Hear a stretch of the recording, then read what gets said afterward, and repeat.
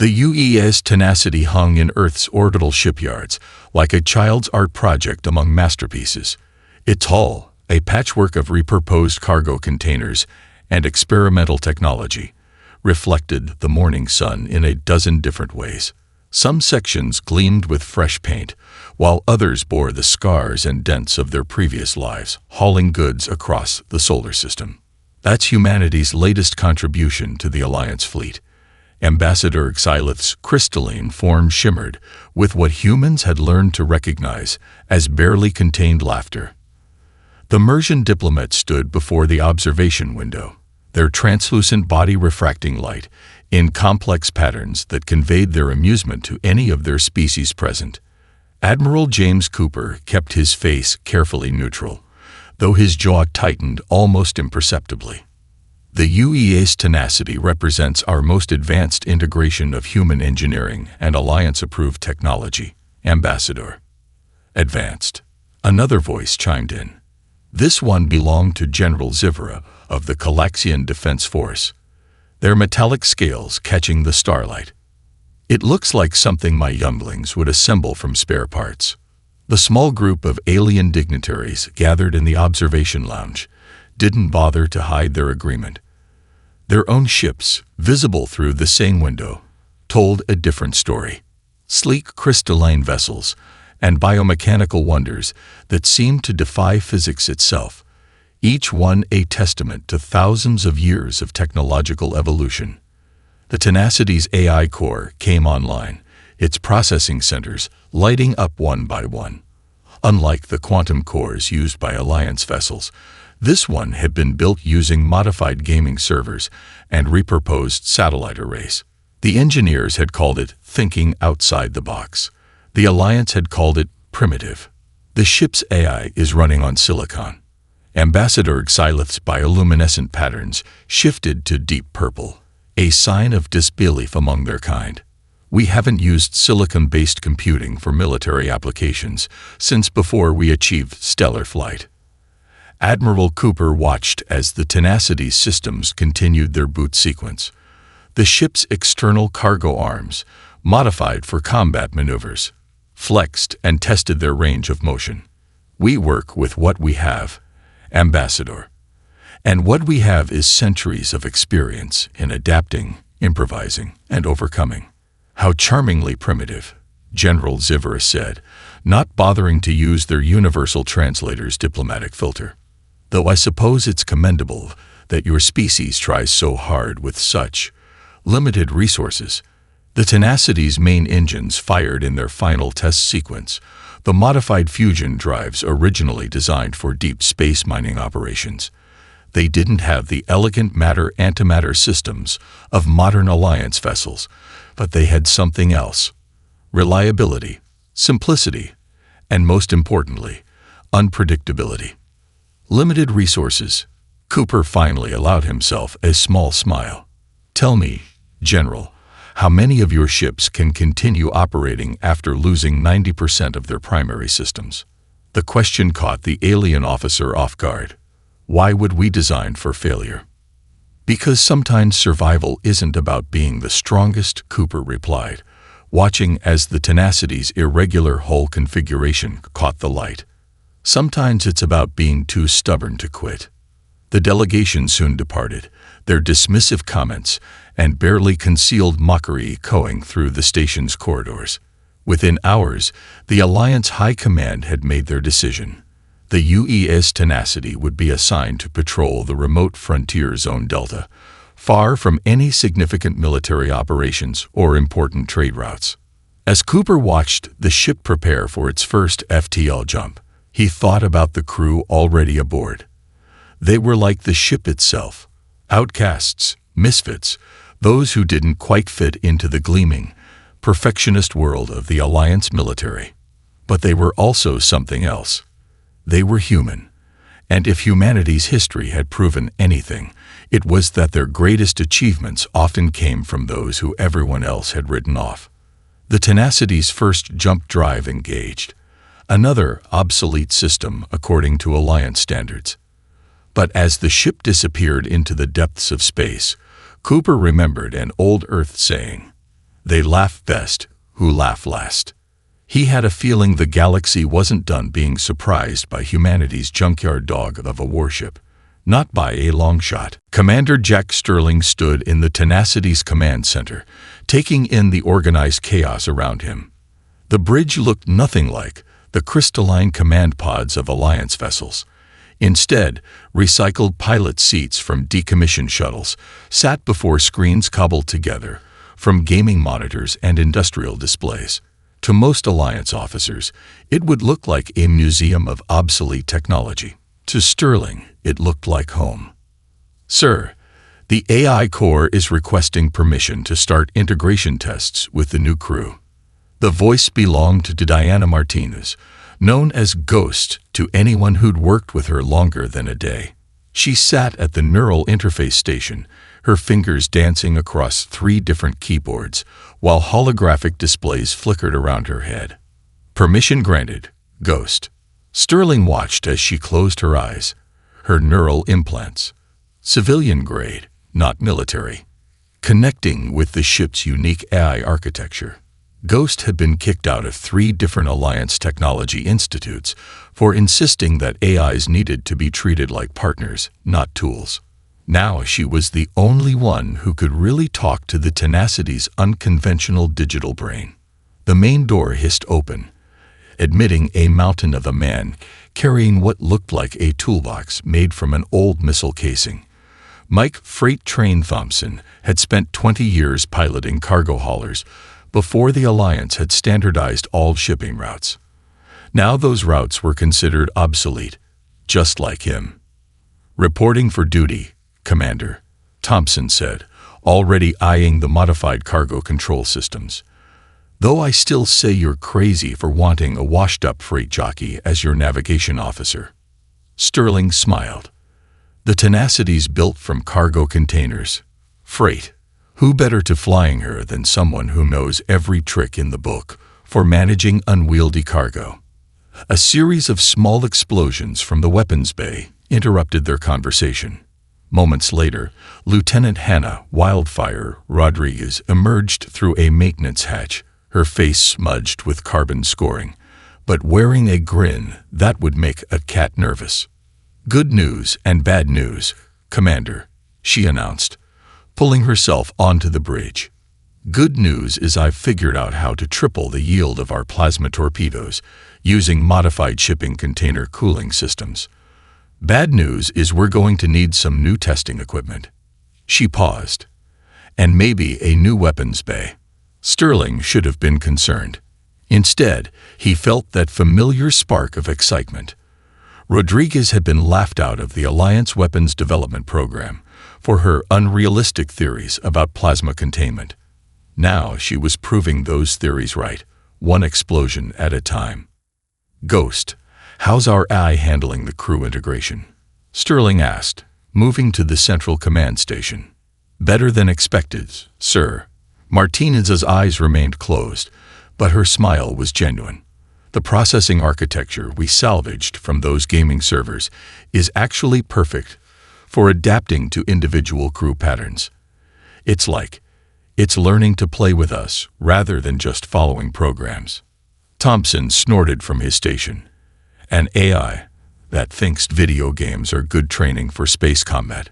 The Alliance would have a fit." "The Alliance," Sterling said, taking his seat, "is not who we're here to impress. Ghost, start level 1 combat drills. Let's see what this ship can really do when we stop trying to fight like an Alliance vessel and start fighting like us." The next 6 hours proved both enlightening and slightly terrifying. Rodriguez's modified weapons systems hit targets that Alliance targeting computers claimed were impossible to track.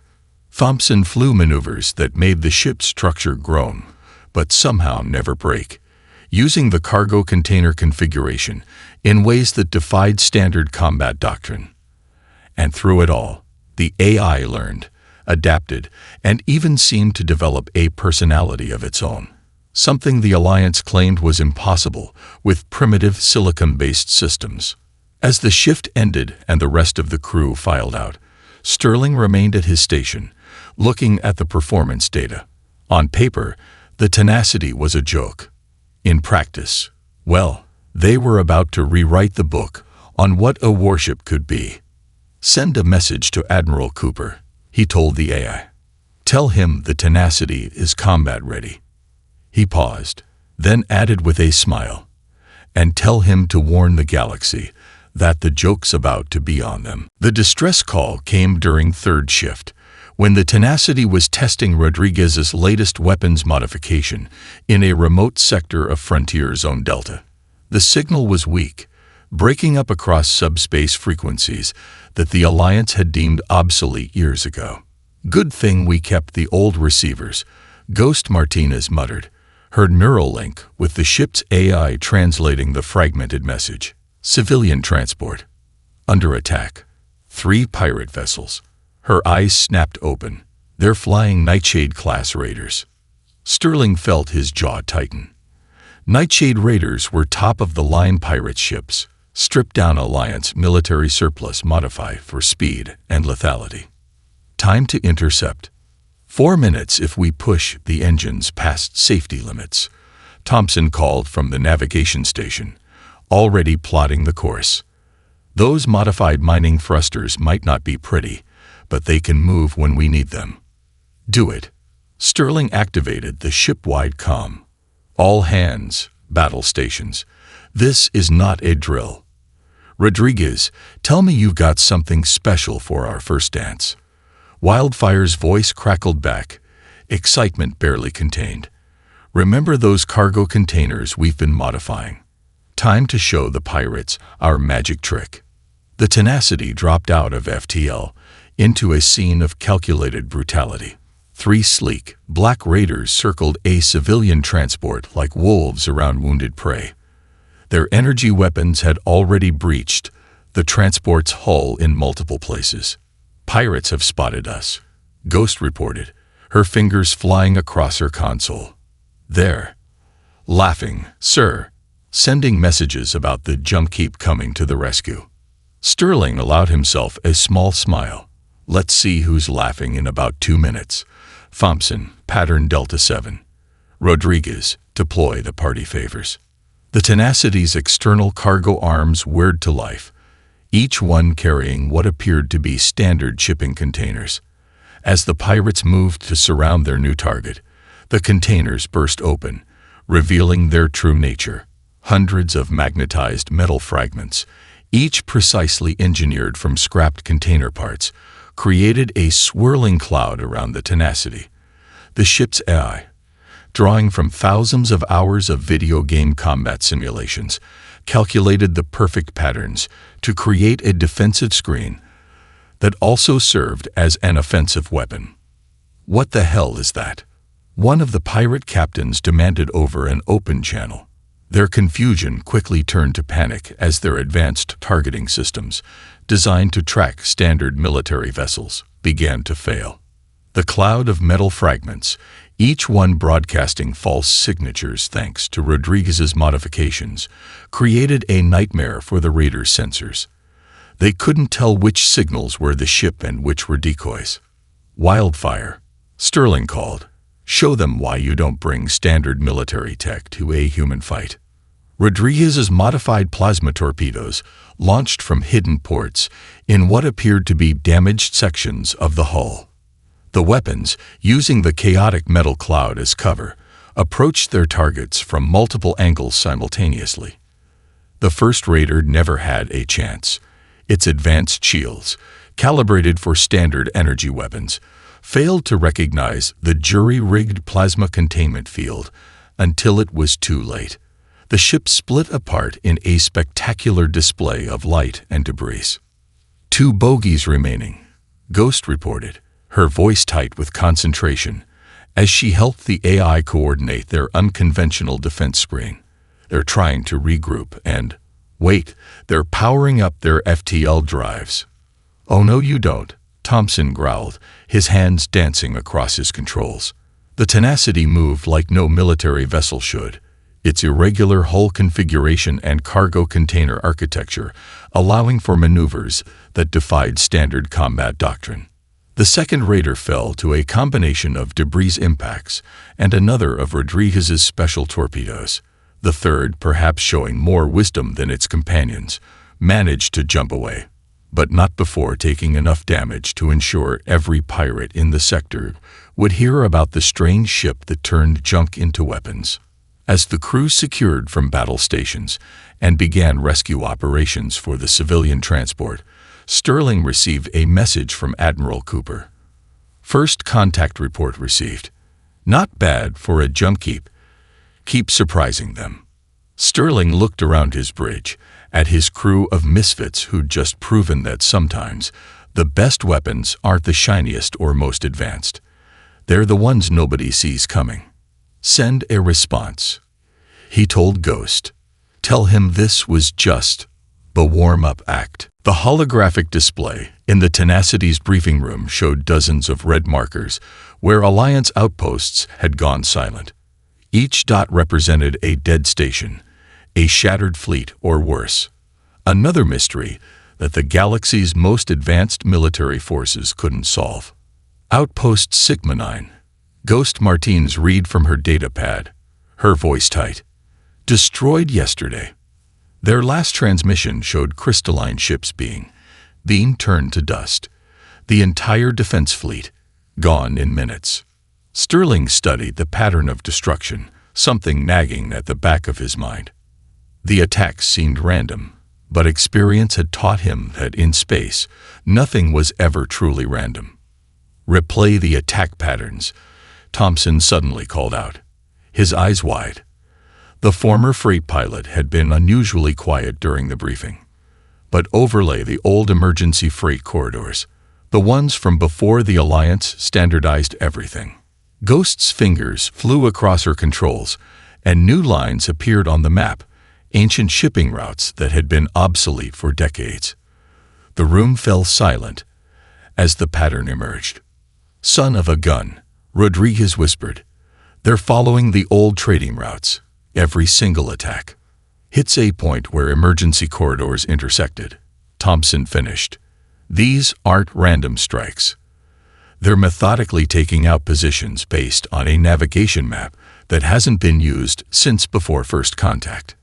Sterling leaned forward, his mind racing.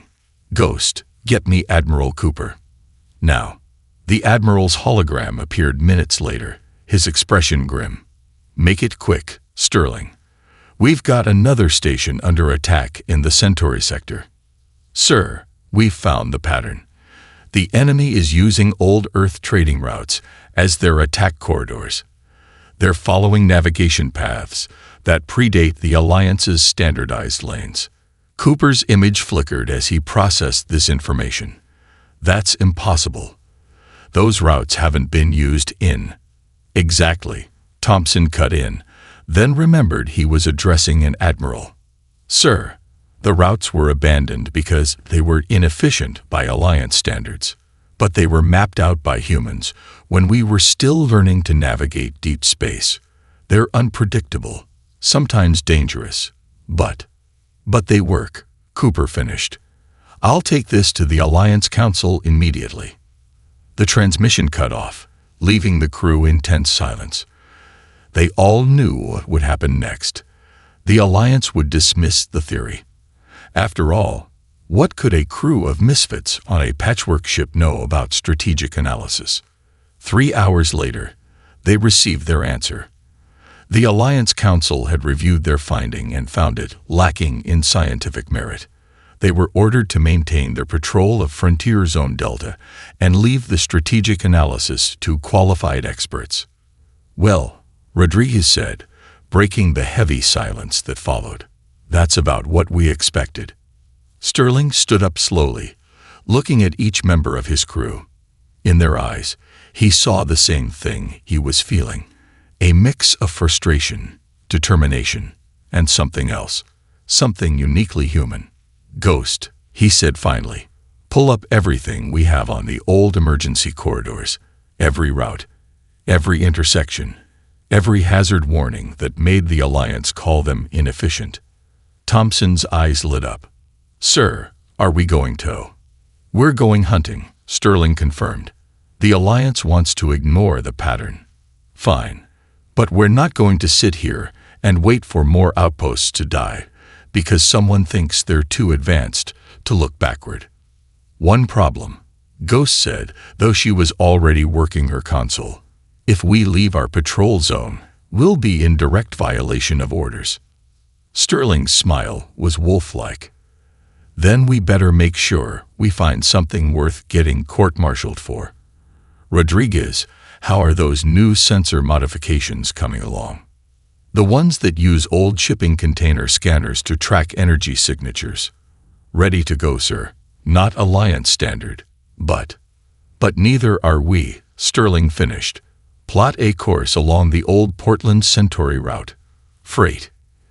If our theory is right, that's where they'll hit next. As the Tenacity broke formation and headed into the unknown, Sterling thought about the alien dignitaries who had laughed at his ship. They had called it primitive, obsolete, a relic of less enlightened times. But sometimes, he reflected, you needed an obsolete ship to find an ancient enemy. And sometimes, the best way to see the future was to remember the past. The distress call from New Alexandria lit up every console on the Tenacity's bridge like a Christmas tree gone wrong. The Alliance's showcase hub, home to their most advanced defense fleet, was under attack. And the Tenacity, thanks to Thompson's hunch about the old trading routes, was just 2 jump points away. Multiple Alliance vessels already down, Ghost reported, her neural linked to the ship's AI streaming data faster than standard displays could show. Their crystalline ships are just disintegrating. Whatever's hitting them isn't showing up on standard combat frequencies. Sterling's orders came without hesitation. Take us in. Battle stations. Sir, Thompson called from navigation. Alliance Command is ordering all ships to maintain position and await further instructions. Funny, Sterling said, though his expression was anything but humorous. Our comms seem to be malfunctioning. Ghost, did you get any orders? I don't think you did. A slight smile crossed Martinez's face. No, sir, must be some interference on the emergency channels. Shame about that. The Tenacity dropped out of FTL into a scene from humanity's worst space combat nightmares.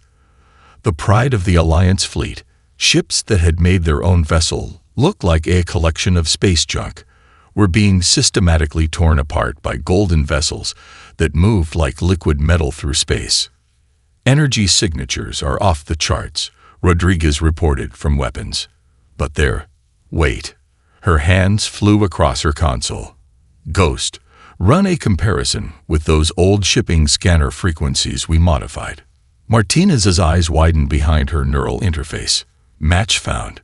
Sir, these ships, they're running on code similar to Earth's first automated shipping defense systems, the ones we used before we had military vessels. As if to demonstrate their lethal efficiency, one of the golden ships caught an Alliance cruiser in some kind of energy web. The crystalline vessel, worth more than 1,000 tenacities, shattered like glass in a freeze. They're not just similar, Thompson said, his voice filled with the kind of recognition that only came from decades of flying freight.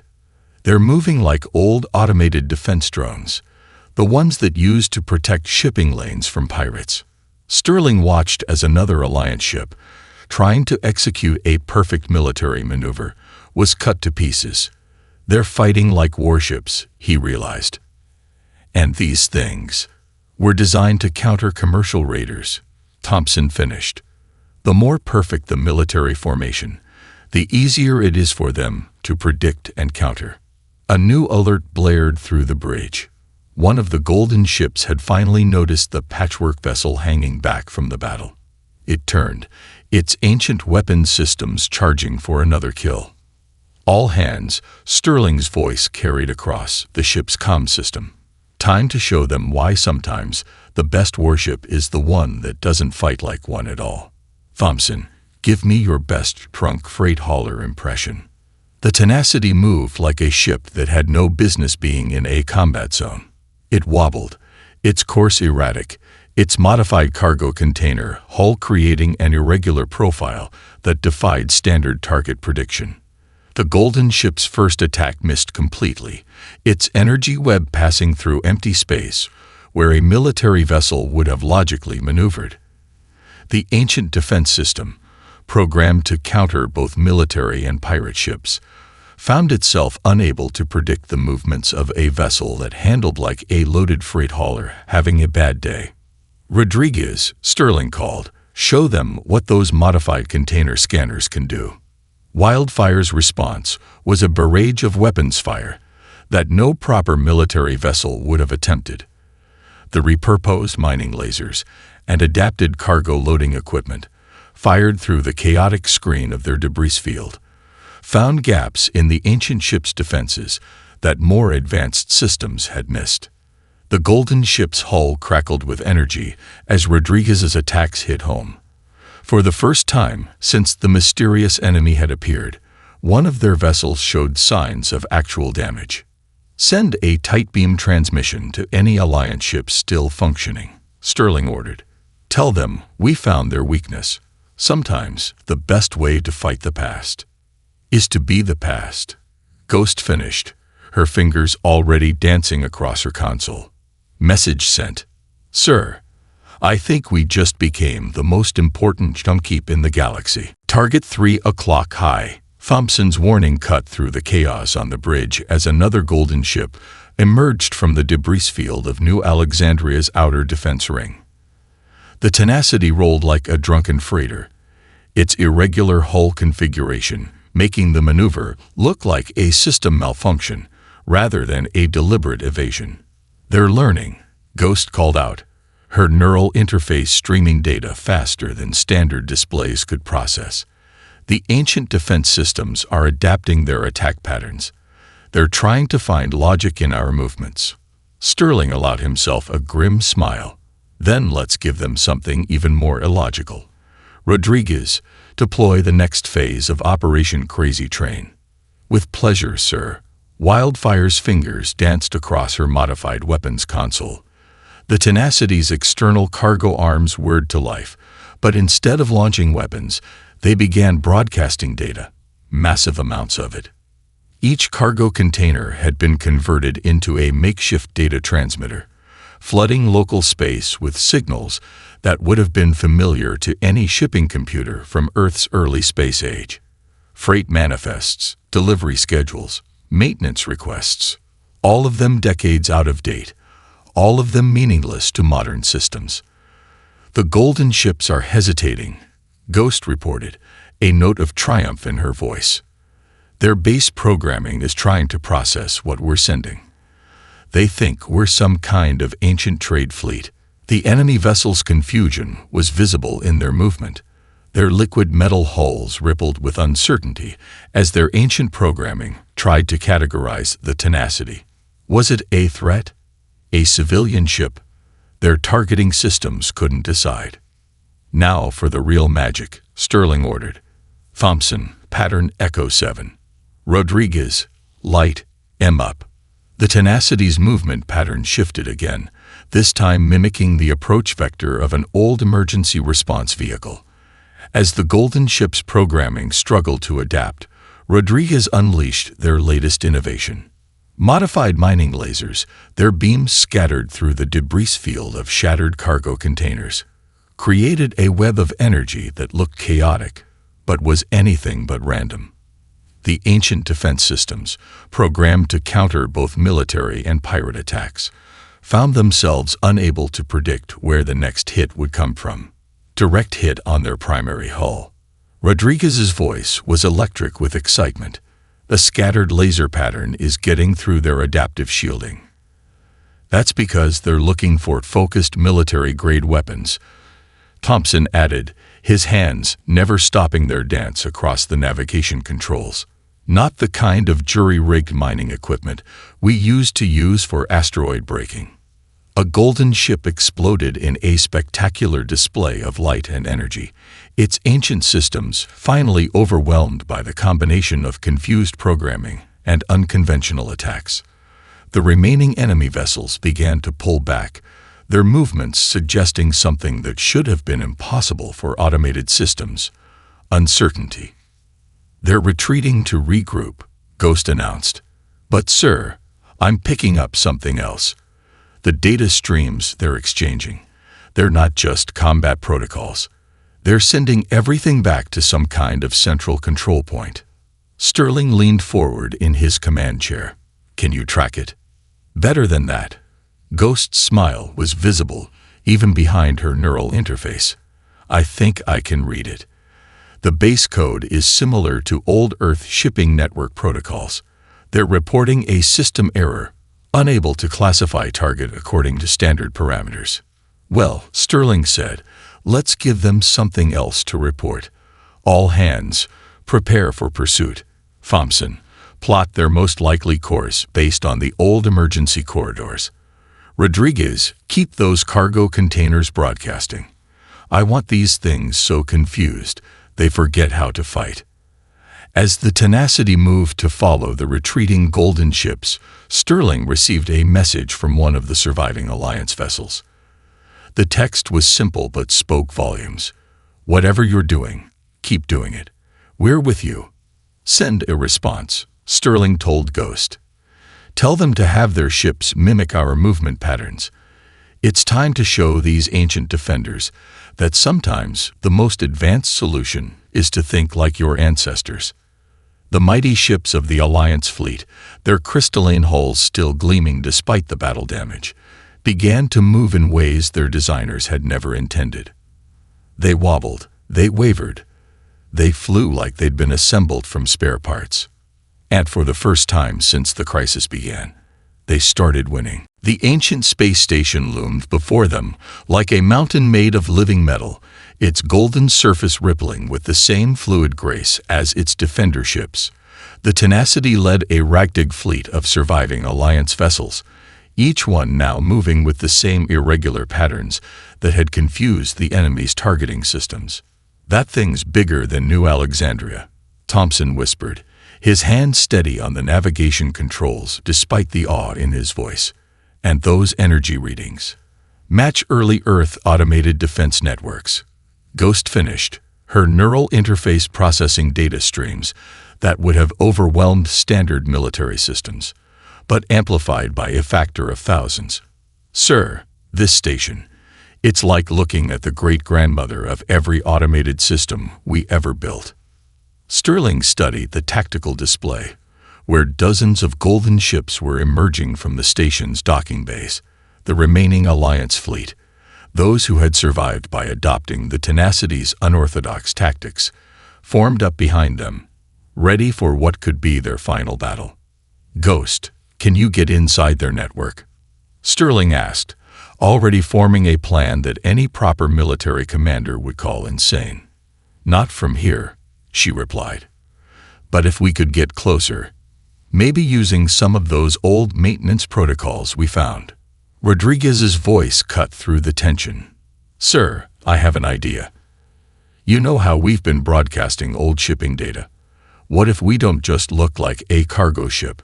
What if we actually try to dock like one?" The bridge fell silent as the implications sank in. It was exactly the kind of crazy that had kept them alive so far. "Thompson," Sterling said finally, "how good were you at faking maintenance documentation back in your freight days?" The navigator's grin was answer enough. "Sir, I once convinced a station A that a garbage scow was actually a priority medical transport. Just give me 10 minutes with the old protocol database." The next hours were a dance on the edge of destruction, while the Alliance fleet engaged the golden ships in a chaotic battle that defied traditional combat doctrine. The Tenacity began its approach to the station. Every system was reconfigured to appear as an ancient maintenance vessel, broadcasting service codes that predated the Alliance itself. "They're scanning us," Ghost reported, sweat beading on her forehead, as she helped the ship's AI maintain their deception. "Multiple-layer deep scans. Wait, they're accepting our codes." The station's automated systems, programmed eons ago to maintain themselves, recognized the Tenacity as one of their own service vessels. A docking bay opened like a massive golden maw, revealing the ancient technology within. "All hands," Sterling's voice carried across the ship's comm system. "This is what we've been training for. Every crazy modification, every obsolete system we kept. It's all led to this moment." Rodriguez, status on the package. "Ready, sir," Wildfire responded from the weapons bay. "Modified mining charges are set. If we can get them inside the station's core." The Tenacity glided into the docking bay like it had done this 1,000 times before. Its irregular hull, built from repurposed cargo containers, actually helped sell the illusion. They looked exactly like what they were pretending to be. A maintenance vessel that had seen better days. Ghost, the second were docked. "You and the AI hit their systems with everything we've got. Thompson, be ready for the fastest departure of your career." Rodriguez. Sterling paused. "Make it count." The docking clamps engaged with a sound that echoed through the ship's hull. Ghost's eyes went wide behind her neural interface as she connected to the station's ancient network through protocols so old they predated the Alliance's founding. "Oh my God," she breathed. "Sir, this station, it's been running the same defense program for over 10,000 years. It never got the message that the war it was built for ended. It's still fighting an enemy that doesn't exist anymore." "Then let's give it a new message," Sterling said. "One that's long overdue. Time to rest." The Tenacity's jury-rigged systems, built from the spare parts and obsolete technology that the Alliance had dismissed, began their final and most important task: convincing a forgotten sentinel of humanity's ancient past that its long watch was finally over. 6 months after the battle at the ancient station, Commander Jack Sterling stood in the observation lounge of the new Alexandria shipyards. Below him, dozens of ships were under construction, each one sporting the distinctive irregular hull configuration that had once made the Tenacity a laughingstock. "The Council is calling them Sterling-class hybrid warships," Admiral Cooper said, standing beside him. "Though the engineering corps has a different name for them." He paused, smiling. "They call them clever junkers." Sterling watched as construction drones fitted a modified cargo container section to one of the new vessels. "How are the Alliance representatives taking it?" "About as well as you'd expect," Cooper chuckled. "The Mersians still can't believe we're deliberately making our ships look unfinished. But after what happened at the station, they can't argue with the results." The results had become required study at every military academy in known space. How the Tenacity had used its hybrid systems and obsolete protocols to not just shut down the ancient station, but to communicate with it in a way that modern technology never could. Ghost Martinez had described it as teaching a great-grandparent how to finally power down their old computer. The station's AI, running the same defense programs for millennia, had recognized the Tenacity's systems as something familiar, something it could trust. Rodriguez's paper on adaptive weapons systems is required reading now, Cooper continued. And Thompson's theories about unpredictable flight patterns have revolutionary military doctrine. The Alliance is finally learning that sometimes the best way forward is to remember where you came from. A holographic display activated, showing the latest tactical reports. The remaining golden ships, their central control lost, had been gradually contained and reprogrammed. Some had even been successfully converted to work alongside modern vessels, their ancient but reliable systems proving valuable in ways no one had expected. Ghost's integration program is showing promising results, Sterling noted, watching the data scroll past. His former neural interface officer had been promoted to lead the Alliance's new hybrid systems division. Turns out those old defense platforms make excellent training partners for our new ships. Speaking of new ships, Cooper turned to face Sterling directly. The first production run of Sterling-class vessels will be ready next month. The Admiralty has a question for you. Sterling raised an eyebrow. Just one. How do you feel about Rear Admiral Sterling? You'd be commanding the 1st Hybrid Fleet Division, teaching others how to think outside the box, as you humans like to say. Before Sterling could answer, a commotion near the entrance drew their attention. A group of alien dignitaries, including some who had once mocked the tenacity, were being led through the shipyard on a tour. Their expressions, as they watched the deliberate construction of imperfect warships, were worth more than any formal apology. The Calaxians have requested permission to study our hybrid design principles, Cooper added. Apparently, their young officers are fascinated by the idea of ships that don't have to be perfect to be effective. Sterling thought about his old crew. Rodriguez was now running her own weapons research division, her crazy theories finally getting the attention they deserved. Thompson had started a school for navigation officers, teaching them how to fly like everything from freight haulers to emergency responders. And Ghost was revolutionizing how the Alliance thought about AI integration, one hybrid system at a time. Tell the Admiralty I accept, Sterling said finally, but I have one condition. Name it. The Tenacity stays as she is. No upgrades, no modernization. She becomes a training ship, teaching the next generation that sometimes the best technology isn't the newest or the shiniest. It's the kind that gets the job done. Cooper nodded, understanding. The ship that started as a joke and became a legend. No, Sterling corrected him, watching as another hybrid warship took shape below. The ship that reminded the galaxy that innovation isn't always about moving forward. Sometimes it's about remembering where you came from and having the courage to be different. The future of space combat had changed forever, all because a crew of misfits in a patchwork ship had dared to challenge the idea of what a warship should be.